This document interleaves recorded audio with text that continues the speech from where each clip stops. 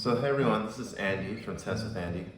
So first of all, just want to thank all of you for the support of my channel. All the comments really mean a lot, and it's something that I enjoy. We're at 98 subscribers now, and it brings me joy to know that there are 98 people who value this content. So if you like it, just subscribe, tell your friends as well. So today I'm going to talk about Zverev and his quote from the final after he played Carlos Alcaraz. So Zverev was not happy with the scheduling of late matches, and I quote, "The ATP's job was an absolute disgrace this week. To play a final against Carlos Alcaraz, who for me is the best player in the world right now, in a Masters 1000 event, it is difficult. I had no coordination today. I had no coordination on my serve. I had no coordination on my ground strokes. I missed two overheads that were super easy because I see the ball and everything is moving in my eyes." So yeah, end quote. That's hard. It's tough, and it's one where I think we've seen over the years in, especially with men's tournaments. I feel they're playing very late in majors, in these Masters 1000s. And I think part of the reason is that they're starting the matches super late already. So it's not like Zverev and Tsitsipas has a super long match. They just started at 11 p.m., finished at 1 a.m. And with these tennis players, or with high-level athletes in general, you can't just go to sleep immediately after your match. You have to do your cool down. I think Zverev also took some practice serves afterwards, as well as any sort of media obligations that you may have. So I think he quoted that he went to bed at 4 a.m., either 4 or 5. So imagine doing this. Actually, just imagine not even playing tennis. Imagine going to bed at 4 a.m., doing whatever you're doing, whether it's playing cards or having fun with friends, and then having to play a tennis match the next day at midday, 6:30 p.m. I mean, obviously he was out of it, and one thing that I appreciate with Sasha is that he did not take he did not take anything out from what Carlos Alcaraz has done this year, and I think he basically said that I don't want to take anything away from Carlos, that I feel sad for the final that we played because this could have been a very good match. This could have been a great match. So he's acknowledged that Carlos is probably the best player in the world right now and playing some of the best tennis, but it's just unfortunate the timing. So imagine, let's take a stretch here and let's draw some parallels with MMA, for example.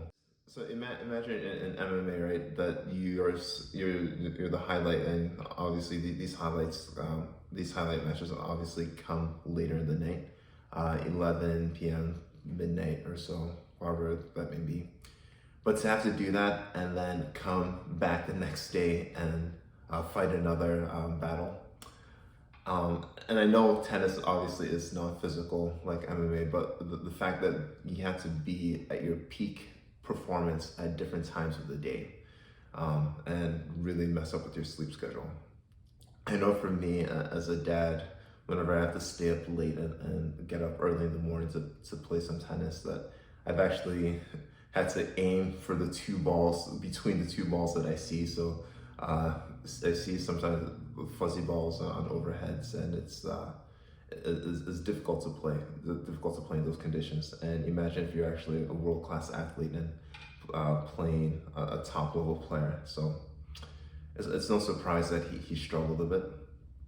But maybe MMA is not the best comparison. So let's compare this to golf, another sort of elite sport, I would say. Imagine the uproar if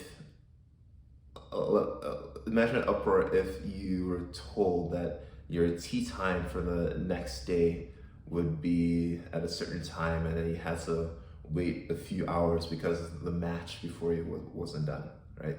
So that's even during the day. Imagine if you had nighttime golf, for example, and you had to stay up till 11 p.m. for your tee time, and had to come back the next day for the final at 5 p.m. or 6 p.m., whatever that may be. So yeah, it's not ideal, and I'm interested to hear what your thoughts are. I mean, my thing is, as a fan, like, yes, obviously, like I think I sometimes we think of these players as being like superhuman, that they could play at any time. And for me, it works out as a fan because I get to watch, I get to watch semifinals sequentially, right? But one thing that they could consider doing is starting to overlap the matches a bit more.